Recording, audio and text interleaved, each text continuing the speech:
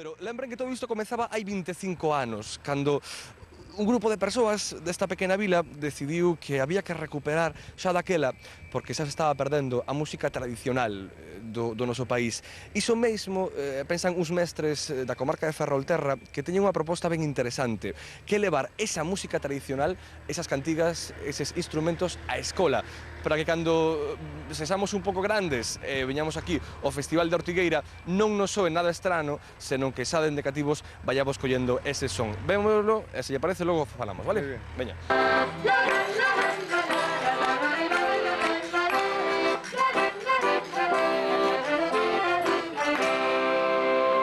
Bueno, Ortigueira é un sitio emblemático para a música, eu creo que para a pedagogía tamén, precisamente. Creo que unha das cousas fundamentais para que se fai aquí este ano estas actividades é porque a pedagogía no Ortegal, en algún momentos, que había moitísima máis calidade, quizá no ensino incluso, da que está vendo hoxe, non?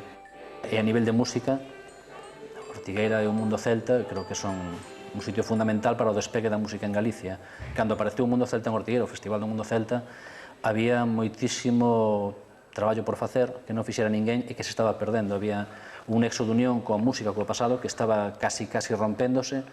E, bueno, isto abriu a porta para que moita xente investigara, para que meteran a súa música en uns grupos, polo menos para que non se perdera, se lle deu un valor, unha importancia. Daquela casi era unha cousa como secundaria, o gaiteiro, a música galega, é unha cousa que, polo que eu recordo, que eu era un adolescente, que casi os gaiteiros éramos uns bichos raros, non? En cambio, hoxe, 20.000 gaiteiros, 30.000 ou 40.000 gaiteiros en Galicia. Eso naceu aquí a Escola de Gaitas en Ortigueira. Foi a primeira Escola de Gaitas de Galicia, foi xermen de todo, os Ortigueira creo que é fundamental en ese papel. Por eso estamos aquí hoxe tamén, rememorando esos 25 anos.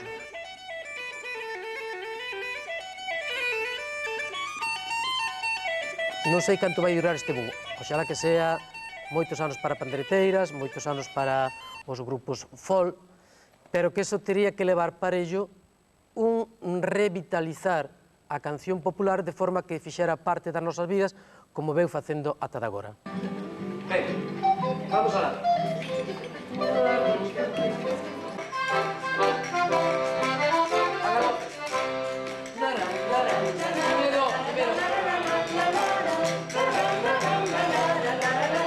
A idea fundamental é animar aos mestres á incorporación das nosas cancións tradicionais e populares ás súas programacións.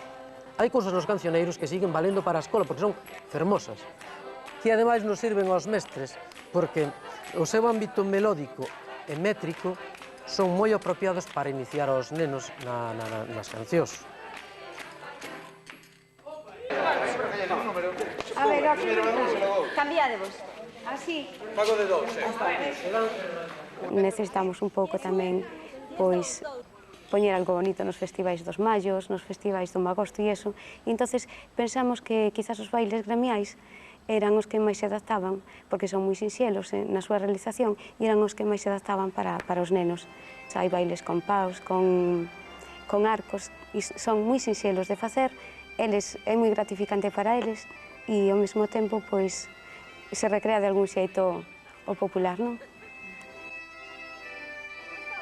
Os cantares, eu os aprendín dos meus avós, pero eles non os poden aprender os seus avós porque ahora viven nun piso en Ferrol, na Coruña, en Santiago ou nunha vila.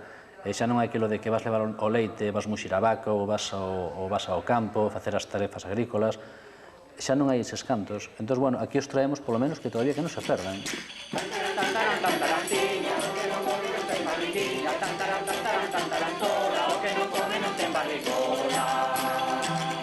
Bueno, creo que é unha labor fundamental, que un cativo non tiña que aprender música sin despreciar a ninguén, non?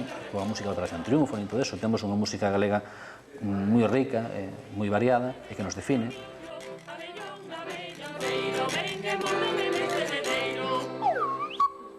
Si non queremos que se perda, realmente os educadores, os ensinantes, temos moito que dicir aí. E a escola debe de ser un elemento normalizador do que é a cultura.